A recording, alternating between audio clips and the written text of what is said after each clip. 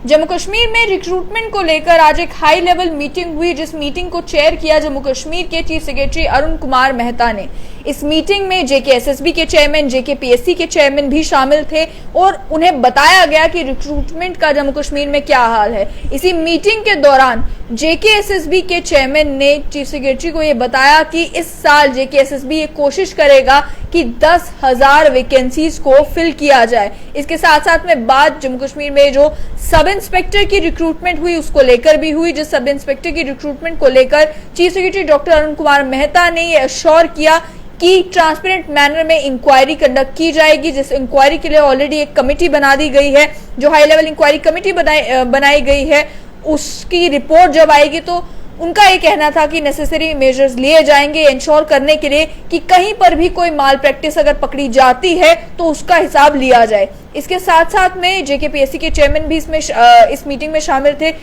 Chief secretary को यह भी बताया गया कि पिछले साल अब तक की सबसे ज्यादा रिक्रूटमेंट अगर एक साल में हुई है तो पिछले साल देखने को मिली, और उसके साथ साथ में चाहे जेकेपीएससी हो चाहे जेकेएसएसबी हो, रिक्रूटमेंट के अलग अलग एस्पेक्ट्स को लेकर बात हो रही थी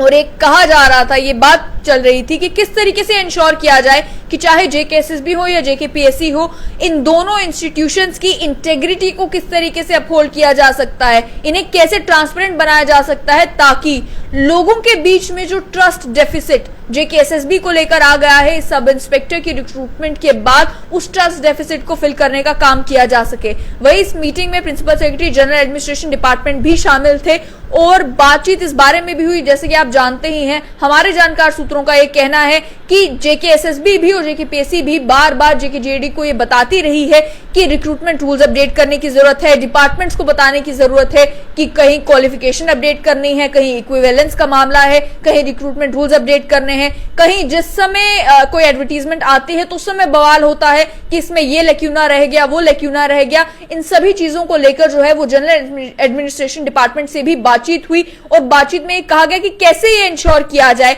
कि एडवर्टीजमेंट इशू होने से लेकर रिक्रूटमेंट मुकम्मल होने तक और ज्वाइनिंग तक जो है वो जितने भी एस्पिरेंट्स हैं उन्हें किसी दिक्कत का सामना ना करना पड़े। एक तरफ चीफ सेक्रेटरी अरुण कुमार मेहता ने दोबारा से रिट्रेट करके कहा कि वो लोग जो कि कल्प्रिट ठहराए जाएंगे सब इंस्पेक्टर के रिक्रूटमेंट के मामले में, उन्हें जो है एग्जेम्पलरी पनिशमेंट दी जाएगी और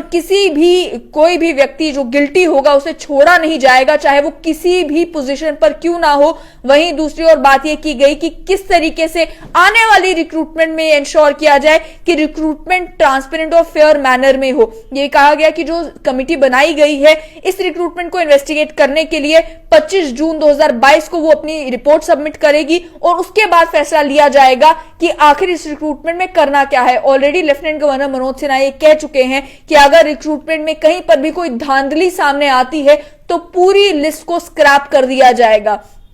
जेकेपीएससी की भी अगर बात की जाए, जैसे कि मैंने कहा कि जेकेएसएसबी का तो ये कहना है कि इस साल में 10,000 के करीब वैकेंसीज जो हैं वो फिल की जाएंगी, लेकिन ये साल ऑलमोस्ट खत्म होने वाला है। 6 महीने जो है वो अब ऑलमोस्ट खत्म हो चुके हैं। 6 महीने के अंदर ही जो है वो बाकी रिक्रूटमेंट करनी होगी जेकेएसएसबी को। अगर वो कर पाता है तो एस्पिरेंट्स के लिए बहुत बड़ी राहत होगी, क्योंकि आप जानते हैं कि जब से ये सब इंस्पेक्टर की रिक्रूटमेंट का मामला बना है, बाकी जो एस्पिरेंट्स है, चाहे वो एफएए के एस्पिरेंट्स है, जूनियर असिस्टेंट के एस्पिरेंट्स है, वो सभी एस्पिरेंट्स भी परेशान है। कुछ एस्पिरेंट्स इस बात पे परेशान है कि क्या हमारी रिक्रूटमेंट में भी कोई धांधली हुई थी, और कुछ एस्पिरेंट्स इस बात पर परेशान है कि हमारी रिक्रूटमेंट आगे कब बढ़ेगी। एक प्रोसेस जो कंप्लीट हो चुका है या रिटन एग्जाम कंप्लीट हो चुका है, आगे नेक्स्ट जो स्टेज है, चाहे वो मेरिट का आना है, चाहे वो जो प्रेफरेंस लिस्ट है उसका आना है, वो प्रोसेस जो है वो कब मुकम्मल होगा। वहीं बाकी जो युवा हैं वो इस बात का इंतजार कर रहे हैं कि अब इस एक बवाल के बाद, इस एक धांधली जिसको कहा जा रहा है, उसके बाद